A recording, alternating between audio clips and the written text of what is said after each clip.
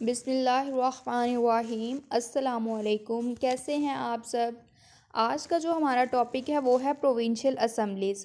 चूँकि हमने constitution of Pakistan 1973 शुरू किया हुआ है तो उसमें हमारा नेक्स्ट टॉपिक है प्रोविंशियल असम्बलीज़। इससे पहले हमने प्रोसीजर ऑफ लेजिस्लेशन देखा था कि कानून कैसे बनता है। तो सबसे पहले हम देख लेते हैं कि प्रोविंशियल असम्बलीज़ जो है वो कॉन्स्टिट्यूशन में किस जगह पे प्रोवाइड हैं, कहाँ इनको लिखा गया है। तो आपने क्या करना है, इस लेक्चर को समझने के लिए ये ज़रूरी है कि आपने जो कॉन्स्टिट्यूशन ऑफ पाकिस्तान की बुक है उसको अपने सामने खोल लेना है, ताकि आपको इन तमाम आर्टिकल्स की अच्छे से समझ आ जाएगी।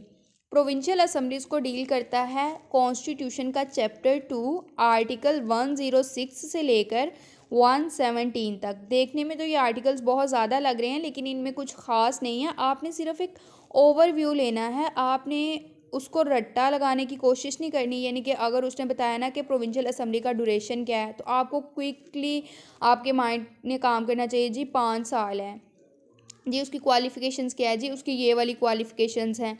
तो आपने क्या करना है, कॉन्स्टिट्यूशन की बुक अपने सामने खोल लेनी है तो आपको अच्छे से समझ आ जाएगा। इसमें अब हम सबसे पहले ये समझ लेते हैं कि प्रोविंशियल असम्बलीज़ क्यों बनाई जाती हैं, ये इनकी क्यों ज़रूरत पेश आई।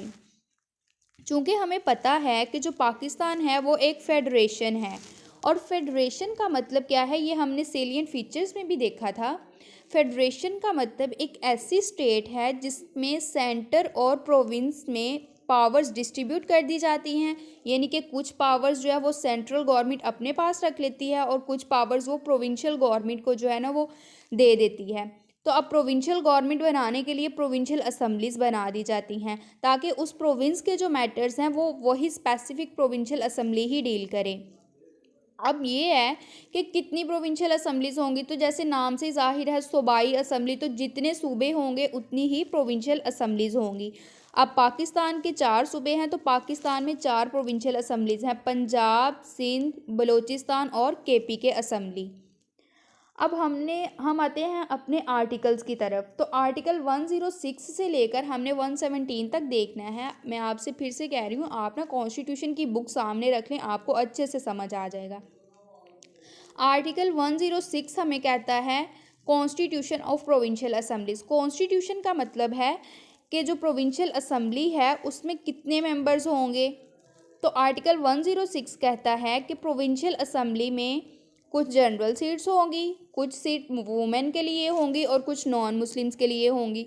अब हम ये देखते हैं कि जी बलूचिस्तान को 65 सीट्स दी हैं, केपीके को 145, पंजाब को 371 और सिंध को 168। तो ऐसा क्यों है, तमाम सूबों को इक्वल रिप्रेजेंटेशन देनी चाहिए। तो इसके पीछे वजह ये है कि जितनी किसी सूबे की आबादी होगी उसको उतनी ही सीट्स दी जाएंगी। बलूचिस्तान की आबादी सबसे कम है तो उसकी सीट्स भी देखें सबसे कम है 65, जिसमें जो 51 हैं वो जनरल सीट्स हैं, 11 रिजर्व फॉर वुमेन हैं और 3 होंगी नॉन मुस्लिम्स के लिए। और केपीके की पॉपुलेशन के मुताबिक उसको 145 सीट्स दी गई हैं। अब जैसा कि हमें पता है कि पंजाब सबसे बड़ा सूबा है तो पंजाब की सीट्स भी सबसे ज़्यादा हैं, 371। ये हमें किसने बताया, आर्टिकल 106 ने। और इसी तरह ये जो मैंने आगे सीट्स लिखी हुई हैं ना, जिस तरह 168, 130 जनरल सीट्स हैं, 29 वुमेन के लिए हैं और 9 नॉन मुस्लिम्स के लिए हैं। तो इस तरह से सीट्स जो हैं वो डिस्ट्रीब्यूट्स की जाती हैं सूबों में। और ये मर्दमशुमारी जब करते हैं तो उसमें फिर पॉपुलेशन का हिसाब लगा के जो है ना बता दिया जाता है कि इस असम्बली में इतनी सीट्स होंगी। अब नेक्स्ट आता है जी, ठीक है इतनी सीट्स तो हो गई, तो प्रोविंशियल असम्बली का ड्यूरेशन क्या होगा, ये कब तक चलेगी अगर एक दफ़ा इसके मेंबर्स इलेक्ट हो जाते हैं। तो आर्टिकल 106 कॉन्स्टिट्यूशन का हमें ये बताता है, shall continue for a term of 5 years. Provincial assembly का ड्यूरेशन होगा 5 ईयर्स। और ये ड्यूरेशन कब से शुरू होगा, जब उसकी पहली मीटिंग होगी ना उस दिन से उसके 5 साल शुरू हो जाएंगे। और इससे पहले भी ये इसको ख़त्म किया जा सकता है, लेकिन वो हम आगे देखेंगे कि इसको कौन ख़त्म कर सकता है और क्यों ख़त्म कर सकता है।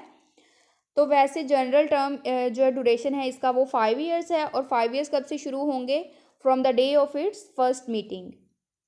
नेक्स्ट आर्टिकल है 108। उसमें हमें बताते हैं स्पीकर एंड डिप्टी स्पीकर, यानी कि जो प्रोविंशियल असम्बली है जब उसकी फर्स्ट मीटिंग होगी या जब भी उनका पहला मीटअप होगा, उसमें वो अपने मेंबर्स में से एक स्पीकर और एक डिप्टी स्पीकर को इलेक्ट कर लेंगे, ताकि असेंबली में जो है ना वो काम करना आसान हो और एक जो है वो हायरार्की बन जाए कि स्पीकर बैठा है जी, ये डिप्टी स्पीकर है, ये मेंबर्स हैं। ये आर्टिकल 108 हमें कहता है। देन आ जाता है समनिंग एंड प्रोरोगेशन। पहले हम देख लेते हैं समनिंग का क्या मतलब है। समनिंग का मतलब होता है बुलाना या कॉल करना। तो कौन प्रोविंशियल असेंबली की मीटिंग्स को कॉल कर सकता है? तो जो गवर्नर है वो कभी भी किसी भी वक्त किसी भी जगह पे जो प्रोविंशियल असेंबली को कॉल कर सकता है। प्रोरोगेशन का मतलब होता है पॉज कर देना, रोक देना। अब मीटिंग चल रही है तो किसके पास पावर है कि वो प्रोविंशियल असेंबली की जो मीटिंग है उसको रोक दे? तो गवर्नर के पास आर्टिकल 109 कहता है कि पावर है वो प्रोरोग्यू द प्रोविंशियल असेंबली, यानी कि प्रोविंशियल असेंबली की मीटिंग को रोक भी सकता है। आर्टिकल 109 ने क्या बताया? समनिंग का मतलब कॉल करना और प्रोरोगेशन का मतलब रोक देना मीटिंग को। तो गवर्नर रोक भी सकता है और मीटिंग को और कॉल भी कर सकता है। देन आ जाता है right of governor to address provincial assembly, article 110। अब गवर्नर कौन है? जो हमारे पास सेंट्रल गवर्नमेंट है उसका, ये आप कह लें कि एक नुमाइंदा कह लें गवर्नर जो है प्रोविंस में। यानी कि आप देखें प्रोविंशियल असेंबलीज तो बना दी गई लेकिन फिर भी उन पे चेक रखा गया, सेंट्रल गवर्नमेंट ने चेक रखा, इसलिए गवर्नर जो है वो प्रोविंशियल लेवल पे अपॉइंट कर दिया जाता है, जो कि सेंट्रल गवर्नमेंट का बंदा होगा। अब जो गवर्नर है उसके पास ये राइट है कि वो प्रोविंशियल असेंबली में बोल सकता है और ये भी रिक्वायर कर सकता है कि मेंबर्स जो हैं वो प्रेजेंट हों, उनकी अटेंडेंस भी रिक्वायर कर सकता है। ये आर्टिकल 110 हमें बता रहे हैं। देन आ जाता है article 111 right to speak in provincial assembly. ये अक्सर सवाल पूछ लिया जाता है कि प्रोविंशियल असेंबली में किसके पास राइट है बोलने का मेंबर्स के अलावा। तो आर्टिकल 111 कहता है कि जो एडवोकेट जनरल होता है उसके पास राइट है कि वो प्रोविंशियल असेंबली में बोल सकता है।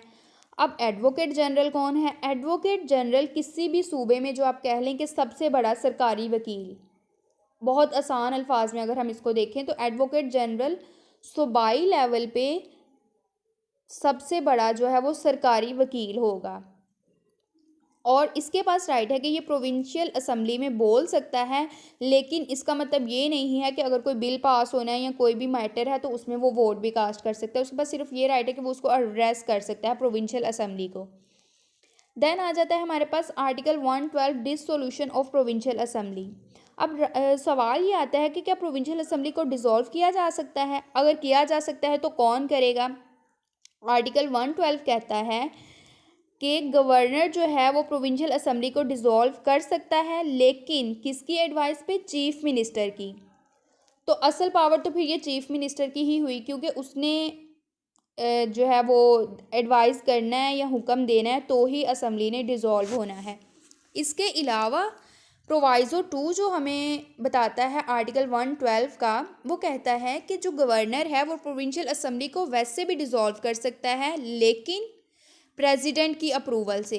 और ऐसा कब होगा? जब चीफ मिनिस्टर जो है वो मौजूद नहीं है या चीफ मिनिस्टर के खिलाफ वोट ऑफ नो कॉन्फिडेंस पास हो गया है, वो एलिजिबल नहीं रहा चीफ मिनिस्टर की सीट के लिए।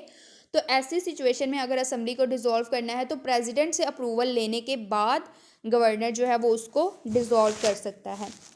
देन आ जाता है कि इनकी क्वालिफिकेशंस क्या होंगी, डिसक्वालिफिकेशन क्या होगी, किस बिना पे एक बंदे को जो है प्रोविंशियल असेंबली का मेंबर इलेक्ट किया जाएगा और किस बिना पे उसको डिसक्वालीफाई किया जाएगा।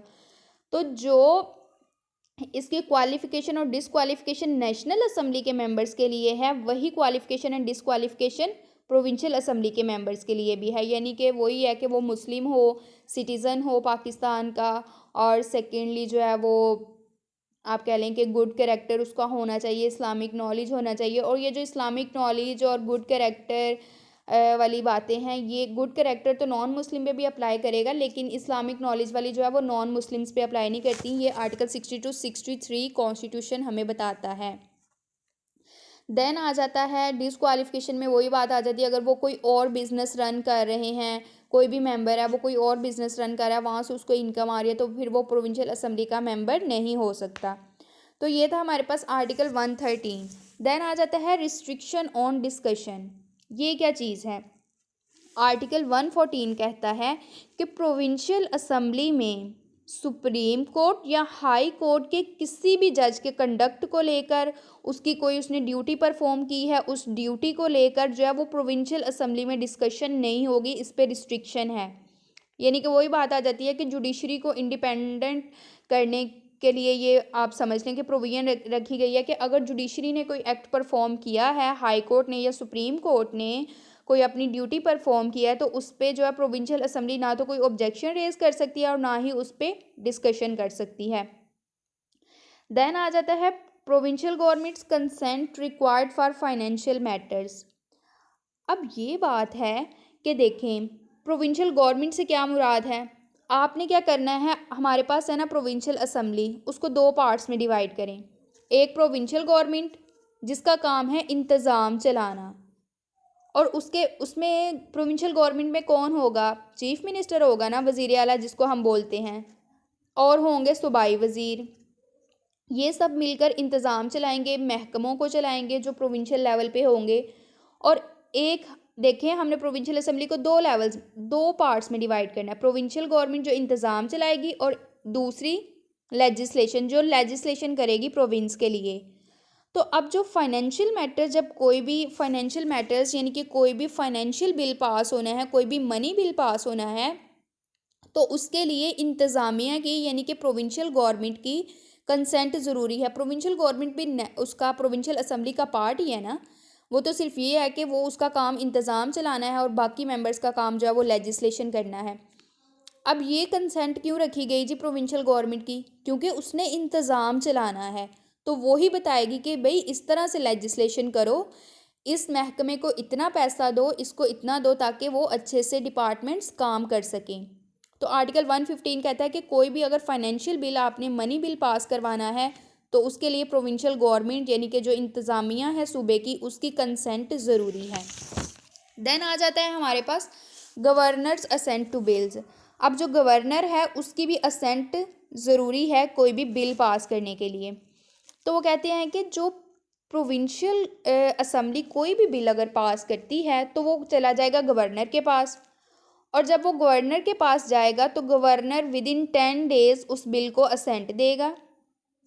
लेकिन अगर वो बिल वापस कर देता है प्रोविंशियल असेंबली को इस रिक्वेस्ट पे या इस मैसेज के साथ कि ये स्पेसिफिक प्रोविजंस जो हैं इनको आप रिकंसीडर करें या ये वाली अमेंडमेंट इसमें होनी चाहिए, ऐसा होगा अगर मनी बिल के अलावा कोई बिल होगा, क्योंकि मनी बिल के लिए प्रोविंशियल गवर्नमेंट की कंसेंट रिक्वायर्ड है। लेकिन इसके अलावा अगर कोई बिल है तो उसमें जो गवर्नर है वो दे सकता है उस बिल को वापस प्रोविंशियल असेंबली को। तो जब गवर्नर प्रोविंशियल असेंबली को बिल वापस करेगा तो प्रोविंशियल असेंबली उसको रिकंसीडर करेगी। अगर वो दोबारा पास हो जाता है बगैर किसी अमेंडमेंट के, मेजॉरिटी मेंबर्स उसको पास कर देते हैं प्रोविंशियल असेंबली के, तो फिर वो दोबारा गवर्नर के पास जाएगा और फिर गवर्नर के लिए लाजमी हो जाता है कि वो कंसेंट देगा। अगर वो नहीं भी देगा तो वो यही समझा जाएगा आफ्टर 10 डेज़ के इसको कंसेंट दे दी गई है। ये हमें बताता है आर्टिकल 116। अब कहते हैं आर्टिकल 116 का जो है ना हमारे पास प्रोविजन 4 है, वो कहती है कि जब गवर्नर ने एक बिल को असेंट दे दी है या ये समझा गया कि असेंट दे दी गई है तो वो लॉ बन जाएगा और उसको कहेंगे प्रोविंशियल असेंबली का एक्ट। और ये लेजिस्लेशन सिर्फ और सिर्फ प्रोविंस की हद तक होगी, ये नहीं कि अगर पंजाब प्रोविंशियल असेंबली ने कोई लेजिस्लेशन किया तो वो सिंध असेंबली पे भी अप्लाई होगी, ऐसा नहीं है। देन आ जाता है हमारे पास 5 प्रोविजन, इसकी कहती है कि प्रोविंशियल असेंबली का कोई भी ऐसा एक्ट या उस एक्ट की कोई भी प्रोविजन सिर्फ इस बिना पे आप नहीं कह सकते कि ये इनवैलिड है कि पहले जी वो कॉन्स्टिट्यूशन के मुताबिक नहीं थी। अगर उसको कॉन्स्टिट्यूशन के मुताबिक कर लिया गया बाद में भी तो वो वैलिड ही होगी, उसको इस बिना पे आप रिजेक्ट नहीं कर सकते कि ये जी कॉन्स्टिट्यूशन के मुताबिक नहीं थी।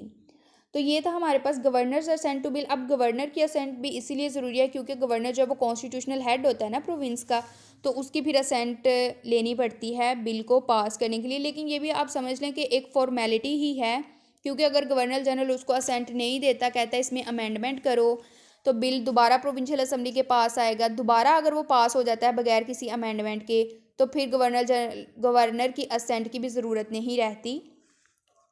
तो ये सिर्फ एक फॉर्मेलिटी आप कह लें। तो ये आर्टिकल 116 ने कहा है। देन हमारा लास्ट है bill not to lapse on prorogation, article 117। अब इसका क्या मतलब है? लेप्स का मतलब होता है कि कैंसिल हो जाना या ख़त्म हो जाना।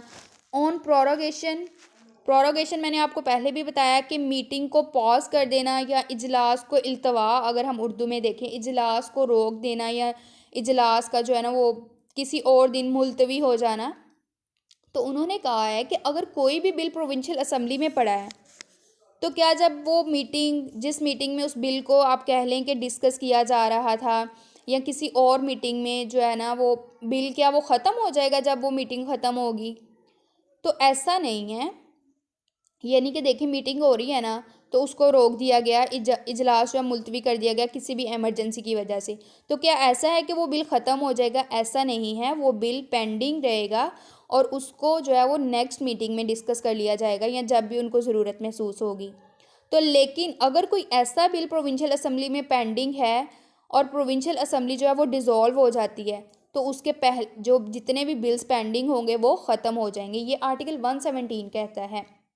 Bill not to lapse on prorogation, यानी कि अगर इजलास मुलतवी हो गया तो इसका ये मतलब नहीं है कि वो बिल जो पेंडिंग था वो ख़त्म हो गया, ऐसा नहीं है। लेकिन अगर प्रोविंशियल असेंबलीज डिज़ोल्व हो जाती है तो पेंडिंग बिल जो है वो ख़त्म होगा, फिर नई असेंबली आएगी, नए बिल्स होंगे उसके मुताबिक। तो आज हमने क्या देखा? आर्टिकल 106 से लेकर 117 तक, उसमें प्रोविंशियल असेंबलीज़ को हमने डिस्कस किया, जिसमें हमने सबसे पहले देखा कि प्रोविंशियल असेंबलीज़ बनाई क्यों गई। तो वो यही था, सेंटर और प्रोविंस में पावर्स को डिस्ट्रीब्यूट करने के लिए, ताकि प्रोविंशियल लेवल पे अच्छे तरीके से काम हो सके। तो ये आपने 106 से लेकर 117 तक सारे आर्टिकल्स देखने हैं, और मेरा लेक्चर सुनते हुए अगर आप बुक सामने रख लेंगे तो आपको ज़्यादा अच्छे से समझ आ जाएगी। इंशाल्लाह नेक्स्ट लेक्चर में एक नए टॉपिक के साथ मिलेंगे। अल्लाह हाफिज़।